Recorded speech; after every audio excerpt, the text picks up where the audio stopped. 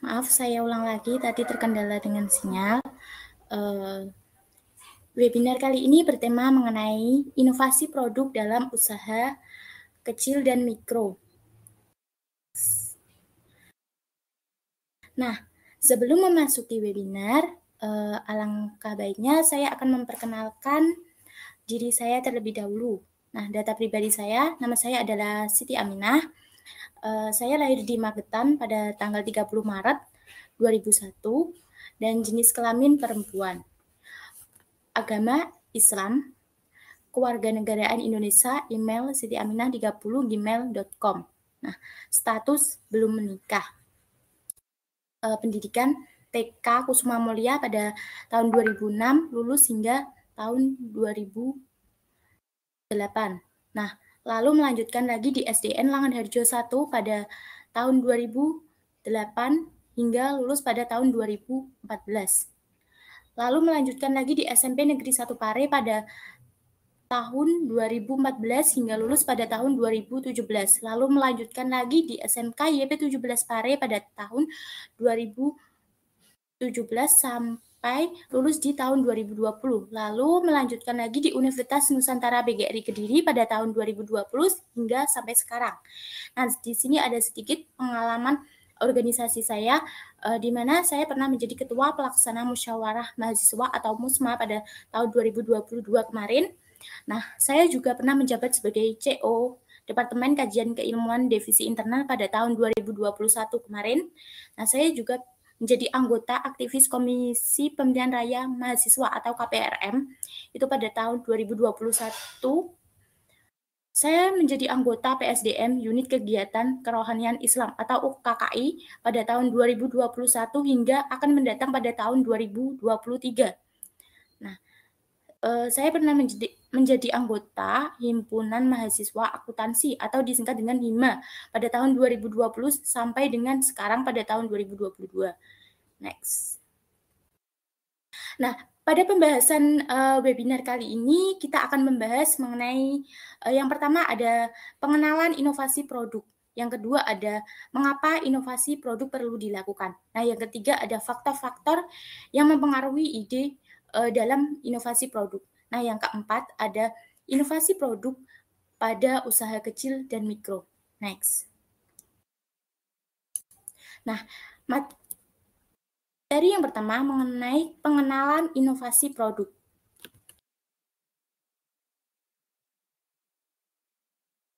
Nah, apakah sudah muncul?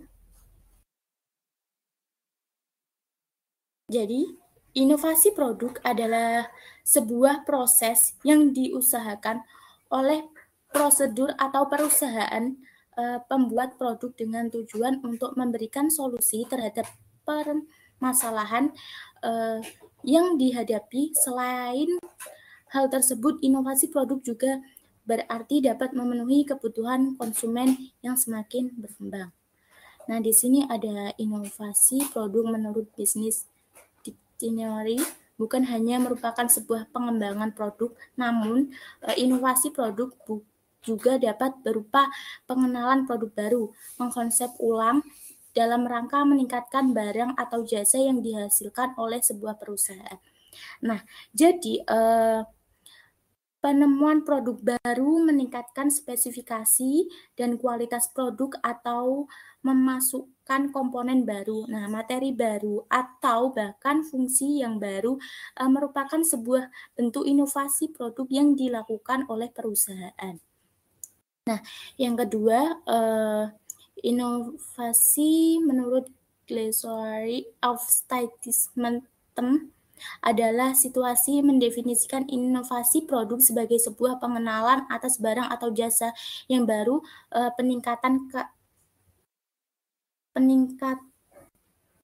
sebagai sebuah pengenalan atau atas barang atau jasa yang baru, peningkatan karakteristik atau kegunaan produk tersebut juga dianggap sebagai nilai tambahan hasil dari inovasi produk yang dilakukan perusahaan.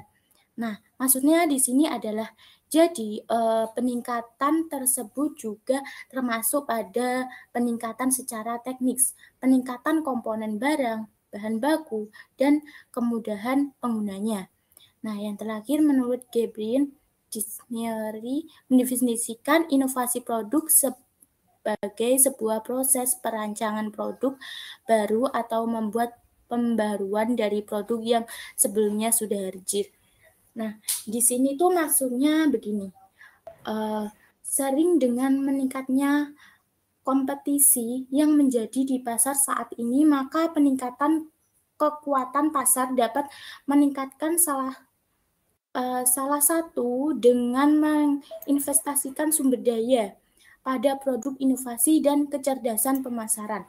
Nah, jadi berdasarkan definisi dari beberapa kamus bisnis di atas tadi yang sudah saya sampaikan, dapat disimpulkan bahwa sebuah inovasi produk bukan hanya merupakan bentuk dari penciptaan produk baru yang dihasilkan perusahaan, namun dapat diartikan pula sebagai peningkatan mutu baik dari segi bahan baku, bentuk fisik, ataupun kemampuan barang yang sebelumnya sudah pernah dipasarkan.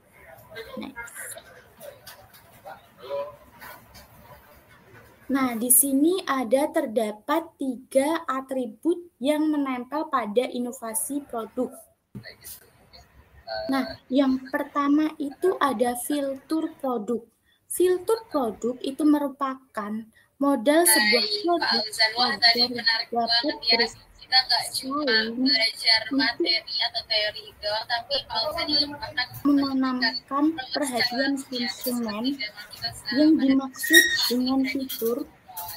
Teman-teman gimana nih tadi ada udah banyak banget ya mungkin dijelasin sama Maaf, Mas Seno, apakah mic-nya bisa dimatikan?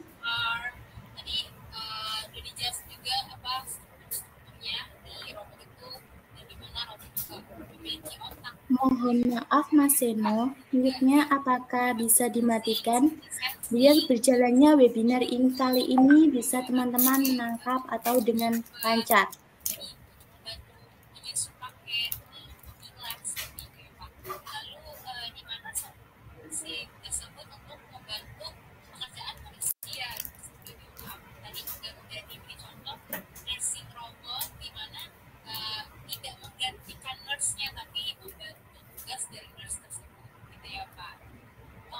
Mas Seno, apakah mute-nya bisa dimatikan? Baik, terima kasih Mas Seno. Saya lanjutkan lagi untuk materinya. Jadi fitur produk ya tadi merupakan modal sebuah produk agar dapat bersaing untuk menanamkan perhatian konsumen. Yang dimaksud dengan fitur dari sebuah produk ialah sesuatu yang unik, istimewa, dan kekhasan yang dimiliki produk tersebut sebagai nilai jual tambahan. Nah, yang kedua ada desain dan rancangan produk. Di sini merupakan cara lain untuk mendapatkan nilai tambahan produk di mata penggunanya. Nah, desain adalah cara atau konsep yang mampu mewakili dan menggambarkan sebuah produk. Desain tidak hanya memiliki kontribusi terhadap penampilan, namun juga pada kegunaan produk. Sebuah produk didesain dengan apa? Dengan tujuan agar dapat menarik perhatian konsumen, dapat pula sebagai sebuah strategi untuk memotong biaya produksi. Desain juga dapat memberikan keunggulan bersaing. Nah, saya mempunyai contoh. Ini merupakan sebuah produk dari UMKM, di mana produk ini bernama dengan Jasmine, yaitu jahe bubuk merah. Nah, awalnya produk ini itu belum didesain atau belum dikemas secara rapi dengan packing atau dengan kemasan polosan. Nah, maka konsumen itu tidak akan tertarik dengan produk kita. Ini produk apa, jahe kok nggak ada kayak logonya, terus netonya, terus konsumsinya. Nah, kebetulan ini produknya teman saya, terus lalu teman saya mengambil dari UMKM tersebut untuk berinisiatif memberi masukan untuk memberikan pada produknya itu jahe merah ini dibuatkan gambar atau desain. Nah, di sini tertera ada cara pemakaian atau penggunaannya bubuk jahe merah atau wedang jahe. Nah, di sini ada juga logonya, lalu komposisinya seperti itu. Nah, maka dengan adanya desain atau logo bahkan komposisi, maka seorang konsumen itu akan lebih minat atau tertarik. Jadi tahu, oh ini wedang jahe ini gunanya untuk menghangatkan badan, untuk meriang, untuk orang batuk kayak gitu. Nah, untuk selanjutnya adalah kualitas produk. Kualitas produk merupakan sebuah tingkat dari produk yang mampu melakukan fungsi-fungsinya. Nah, semaksimal mungkin. Fungsi yang dimaksud diantaranya adalah daya tahan produk, kehandalan, dan ketelitian dari produk yang dihasilkan oleh sebuah perusahaan. Nah, di sisi lain, kehandalan merupakan sebuah konsistensi dari kinerja yang dihasilkan atas produk tersebut di setiap pembelinya. Dengan kata lain, sebuah produk yang berkualitas itu merupakan produk yang terbatas dari kesesuaian dengan fungsinya. Menjaga kualitas produk sangat bermanfaat bukan hanya untuk membangun kepercayaan konsumen, tetapi juga mempertahankan kepercayaan konsumen yang sudah memiliki sebelumnya. Nah, saya ambil contoh lagi ini, bubuk jahe merah. Ini kebetulan teman saya itu mengambil produk ini dari UMKM dan mendapatkan tugas juga. Nah, teman saya ini mau mengekspor bubuk jahe merah ke daerah Cina. Nah, sebelum bubuk jahe merah ini dilakukan ekspor, maka teman saya ini akan menguji kualitas atau kelayakan produk ini ke Tangerang. Kebetulan pengujinya ini teman saya melakukan pengujian produk di daerah Tangerang. Lalu kemungkinan hasil labnya akan keluar pada bulan depan. Setelah hasil labnya keluar dari bulan depan, kalau hasilnya produk ini tidak cacat atau berkualitas, maka produk ini layak untuk diekspor ke daerah Cina. Kenapa kok diekspor ke daerah Cina? Daerah Cina itu biasanya daerahnya yang dingin. Jadi dingin, kebanyakan orang sana itu pada musim dingin itu kedinginan, maka teman saya berinisiatif untuk mengekspor produk bubuk jahe merah ini ke daerah Cina. Begitu. Next.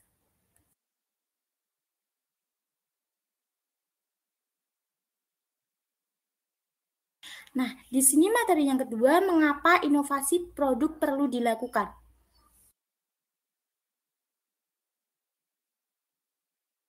Inovasi produk perlu dilakukan. Inovasi juga berguna untuk memperbaiki produk sebelum yang dirasa masih belum sempurna. Nah, dengan rutin melakukan inovasi, maka kualitas produk yang dijual akan terus meningkat. Hal ini tentu akan membawa keuntungan bagi pemilik usaha maupun konsumen. Nah, di sini ada beberapa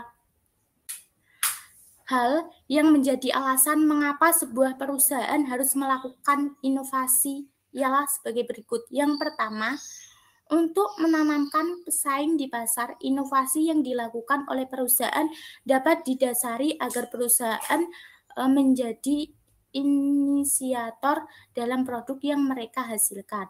Nah, maksudnya di sini tuh perbedaan produk yang dihasilkan tersebut tentu saja memiliki tujuan agar menjadi berbeda dengan produk yang dihasilkan oleh pesaingnya. Nah, hal itu diharapkan agar pelanggan terpikat dengan produk yang kita kita dan lebih memilih produk tersebut dibandingkan dengan produk saingan.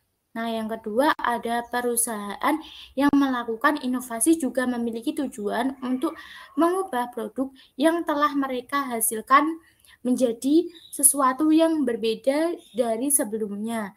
Nah, di sini dengan melakukan pembaruan terhadap produk yang mereka hasilkan, perusahaan berharap dapat lebih memuaskan harapan konsumen yang terus berkembang. Nah, pembaruan tersebut dilakukan untuk merubah produk yang mereka hasilkan menjadi lebih baru. Agar apa? Agar segar dan diharapkan akan meningkatkan jumlahnya. Nah, yang ketiga ada sebagai salah satu bentuk yang dilakukan oleh perusahaan untuk memenuhi permintaan pasar. Nah, di sini itu hal tersebut tentu saja dilakukan oleh perusahaan dengan berharap konsumen tidak akan meningkatkan produk yang dihasilkan oleh perusahaan. Nah, seperti misalnya produk yang dihasilkan oleh perusahaan itu mie instan dengan sebagai variasi rasa. Contohnya mie instan. Misalnya perusahaan hanya mengeluarkan mie instan, mie sedap. Maka para konsumen itu kalau membeli mie sedap rasa goreng aja kan dia itu waleh atau bosan. Nah, maka perusahaan itu berinisiatif atau berinovasi bagaimana produk kita setiap hari atau setiap tahunnya bisa meningkat dengan jumlah yang banyak. Nah, para perusahaan itu selalu mengupdate atau melakukan variasi rasa. Lalu muncullah kayak mie sedap rasa soto, mie sedap rasa ayam bawang, mie sedap Korea, dan lain sebagainya. Itu merupakan salah satunya adalah untuk memenuhi dan menyesuaikan dengan lidah para konsumen. Jadi misalnya konsumen sukanya mie sedap rasa soto, ya kita konsumen akan membeli mie instan itu. Atau yang suka dengan rasa mie sedap rendang, maka konsumen akan membeli dengan sesuai dengan kesukaan konsumen tersebut. Jadi begitu. Nah, terakhir itu pengembangan bisnis dalam perusahaan. Jadi menjadi salah satu alasan yang paling umum untuk melakukan inovasi dalam produk yang mereka pasarkan. Nah, sebuah perusahaan itu rela mengeluarkan dana banyak untuk melakukan riset dalam rangka mengeluarkan produk baru atau bisa disebut diverifikasi produk. Nah, seperti misalnya hal yang dilakukan oleh perusahaan elektronik dan beberapa waktu terakhir ini, perusahaan-perusahaan tersebut mulanya hanya memproduksi satu jenis bahan elektronik. Nah, namun seiring dengan kesempatan yang ada dan perkembangan kebutuhan pasar, maka perusahaan elektronik tersebut melakukan pengembangan bisnis dengan membutuhkan melakukan pengembangan bisnis dengan membuat produk baru seperti itu. Next. Nah, di sini yang ketiga adalah faktor-faktor yang mempengaruhi ide dalam inovasi. Di sini ada beberapa yang dapat mempengaruhi ide, ialah yang pertama kepemimpinan.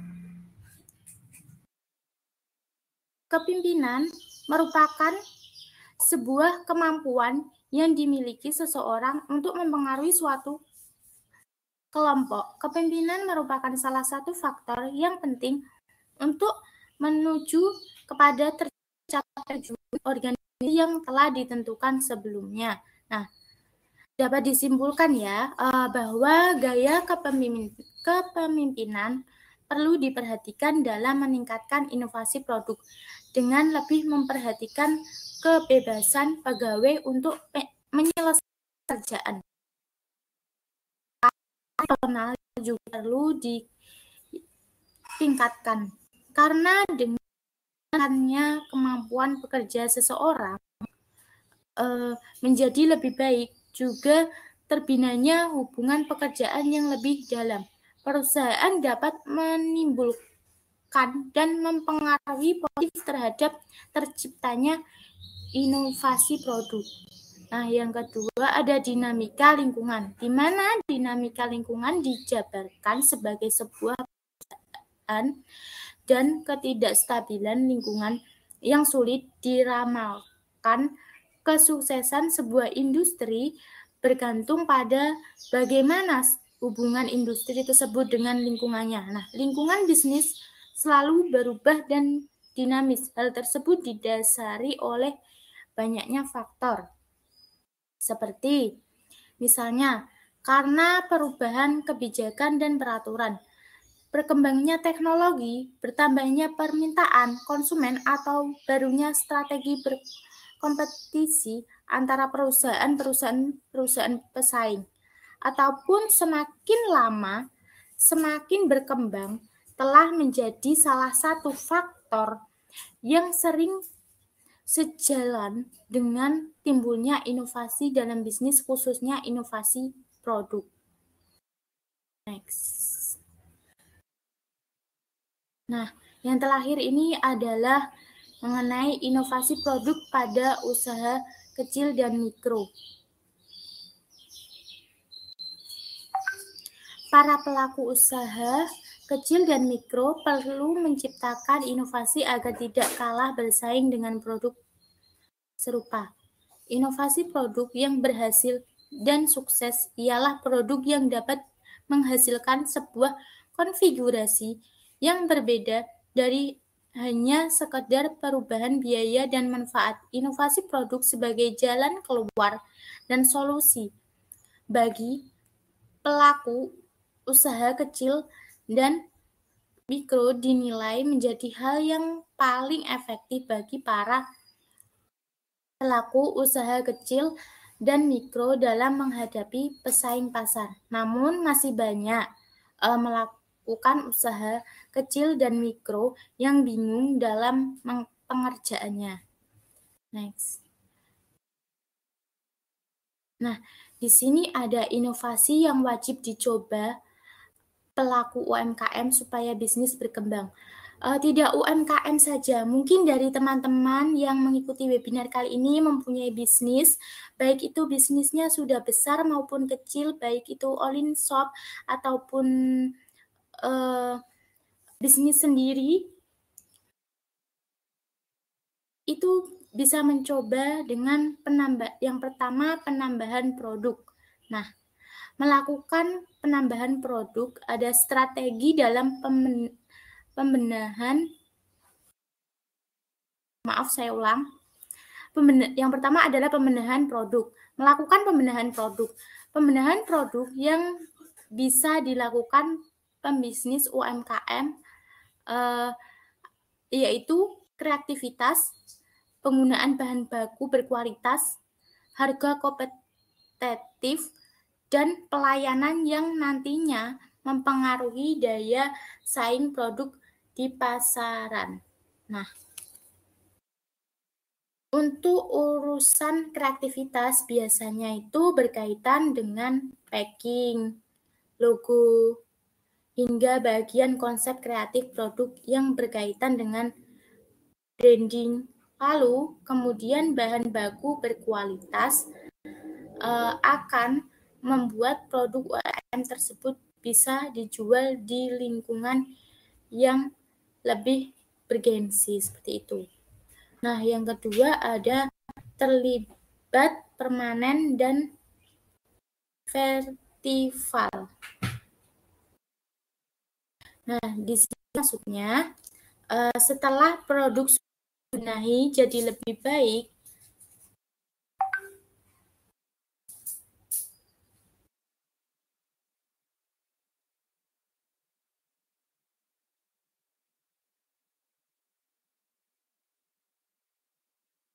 maaf ada kendala.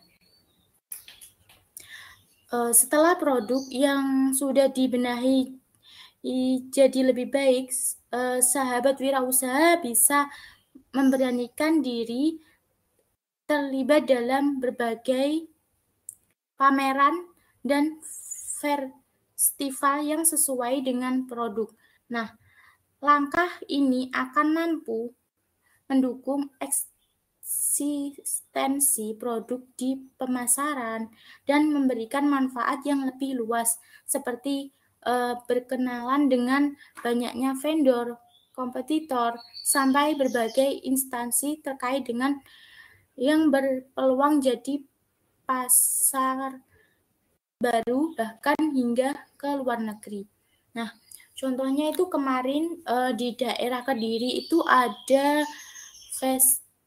terlibat pameran atau festival para UMKM di Simpang 5 Gumul atau SLG. Nah, di mana para UMKM tersebut berbondong-bondong untuk memasarkan produknya, baik itu produk makanan, produk elektronik, bahkan dengan kayak produk jualan baju kayak gitu. Banyak produk UMKM di situ melakukan festival pamerannya. Yang ketiga ada berbangun relasi bisnis. Nah, kita semua tentu tahu bahwa dalam menjalankan bisnis tak bisa dilakukan seorang diri. Pembisnis dalam skala usaha apapun itu bisa perusahaan besar maupun UMKM membutuhkan relasi yang luas. Nah, karena bakal memberikan keuntungan bagi bisnis ke depannya. Nah, berkenalan dengan banyak orang-orang baru di lingkungan bisnis bukan tak mungkin akan membuat kita memperoleh jaringan baru untuk memperluas wilayah bisnis hingga menyedia bahan baku yang lebih murah.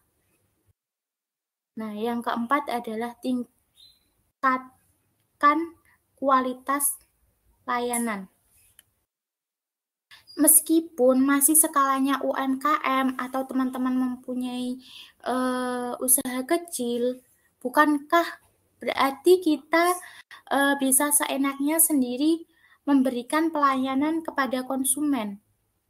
Justru karena bisnis yang digeluti masih skalanya kecil, baiknya kita menerapkan SOP, khususnya mengenai bagaimana pelayanan yang harus diberikan kepada calon konsumen. Jangan diremehkan. Karena apa? Karena pelayanan yang memuaskan justru akan membuat konsumen menjadi lebih berminat atau menjadi pelanggan setia. Seperti itu. Nah, yang kelima, belajar teknologi bisnis. Ini juga sangat penting banget terkait teknologi dalam bisnis. Nah, teknologi dalam berbagai sendi kehidupan terus berkembang, termasuk bisnis. Nah, bisa bertahan dalam dunia bisnis yang begitu ketat. Pengusaha UMKM juga harus meningkatkan kualitas diri dengan terlibat dalam berbagai webinar. Contohnya kayak teman-teman seperti ini mengikuti baik itu webinar nasional ataupun webinar internasional seperti itu.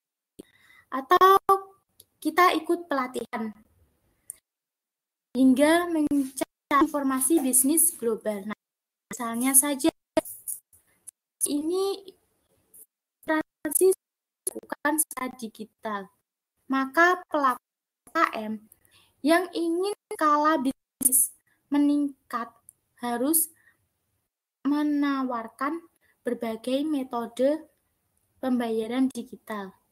Contohnya, dulu untuk membayar atau kita bertransaksi, kita belum canggih teknologi, kita membayarnya langsung.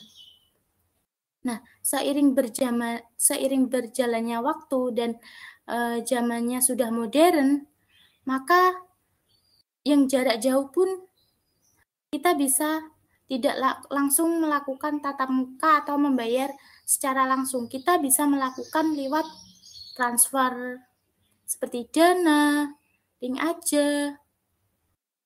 Dengan begitu, bisnis UMKM yang kita tawarkan dapat dinikmati konsumen tanpa terbatas wilayah, growth, dan teknologi. Seperti itu. Nah, yang keenam itu pemahaman media sosial. Jadi, meningkatnya penggunaan internet sebagai imbas pandemi COVID-19 kemarin membuat media sosial menjadi lahan yang sangat menjanjikan untuk berjualan online. Nah, kita harus mencoba berjualan di berbagai platform media sosial seperti Instagram, Facebook, lalu di teknologi-teknologi.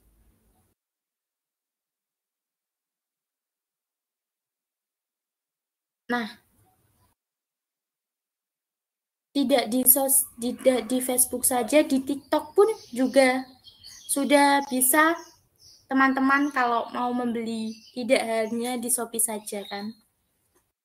Untuk selanjutnya ada jualan di marketplace.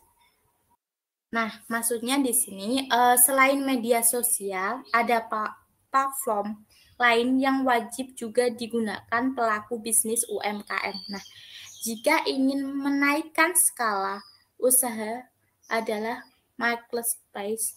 Bahkan saat ini jumlah marketplace atau e-commerce di Indonesia terus meningkat, mulai dari Tokopedia, Bukalapak, Shopee, Blibli, Lazada, bahkan TikTok yang membuktikan kalau gaya belanja online sudah menjadi hal biasa di kalangan masyarakat tanah air. Tentu, agar bisa bersaing saat jualan di marketplace adalah kita harus produk yang berkualitas, tak hanya dari pengemasan, kegunaan, tetapi juga layanan.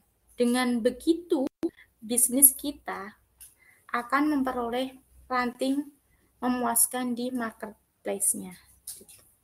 Nah, yang terakhir adalah pakai sistem ERP. Nah, di sini inilah inovasi terakhir yang bisa dilakukan agar skala bisnis UMKM maupun bisnis kecil meningkat, yakni menggunakan sistem ERP, terutama untuk usaha finansial dan inventaris usaha. Lewat kita sebagai pemilik bisnis bisa dengan mudah memantau produk-produk yang masih tersedia sampai produk yang paling laris. Nah, nantinya data-data yang terhubung secara aktual itu bisa diolah untuk kebutuhan pemasaran ke depannya. Nice. Selesai, terima kasih. Mungkin dari teman-teman ada pertanyaan. Untuk pertanyaan, saya batasi 3 pertanyaan dulu, lalu nanti saya buka pertanyaan lagi.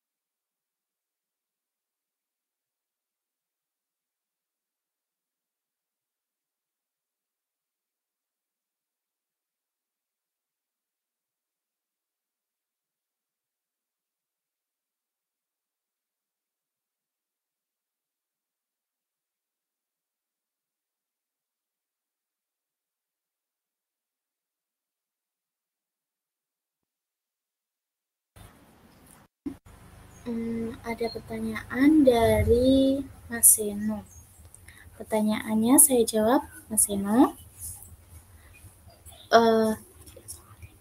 Meningkatnya ERP sistem dalam hal ini tidak murah untuk solusi ERP yang terjangkau untuk UMKM skala kecil.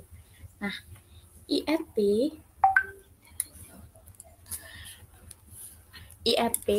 tidak hanya diidentik dengan perusahaan dalam skala menengah dan besar. Nah, hal itu karena ERP bisa diaplikasikan di dalam UMKM. Tujuannya untuk bisa memudahkan dalam pengelolaan bisnis, kontrol semua proses bisnis UMKM lebih murah dengan ERP dibandingkan dengan pendataan manual. Nah, jika untuk kelas UMKM kita dapat menyesuaikan budget atau budgetnya sendiri yang relatif biayanya rendah. Misalnya dengan menggunakan sistem Odoo atau menggunakan sistem Google. Bagaimana Mas Seno? Apakah bisa diterima?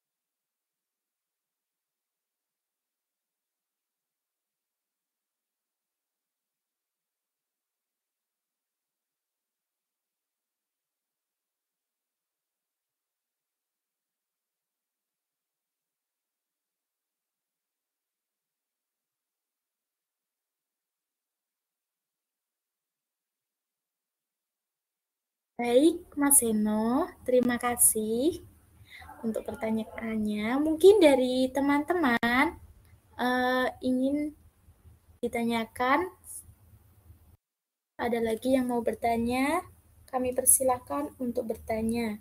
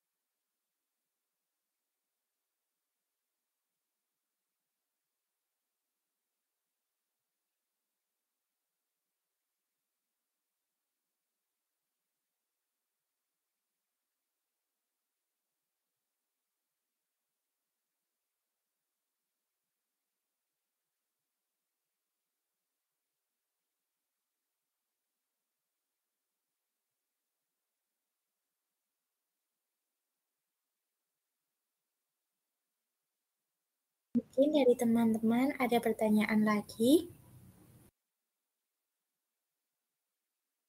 Bagaimana? Apakah sudah diterima mengenai materi webinar kali ini?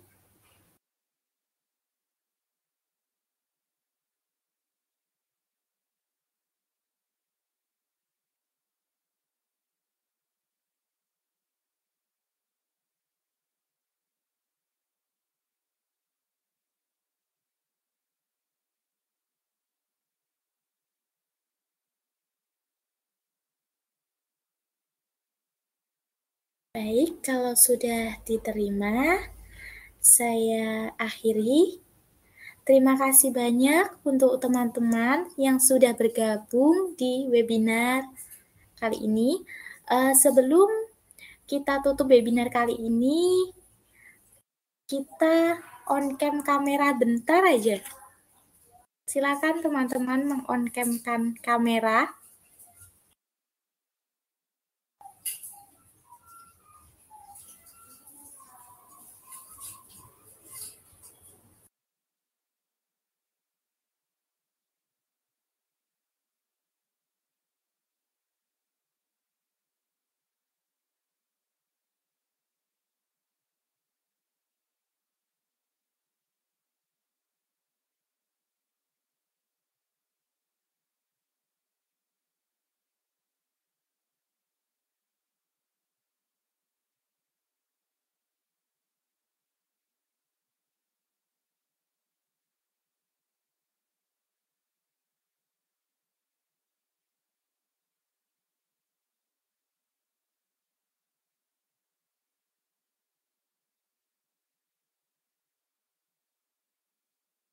Baik, mungkin dari teman-teman tidak meng-on-cam kamera dikarenakan mungkin ada keperluan ataupun ada kegiatan lain.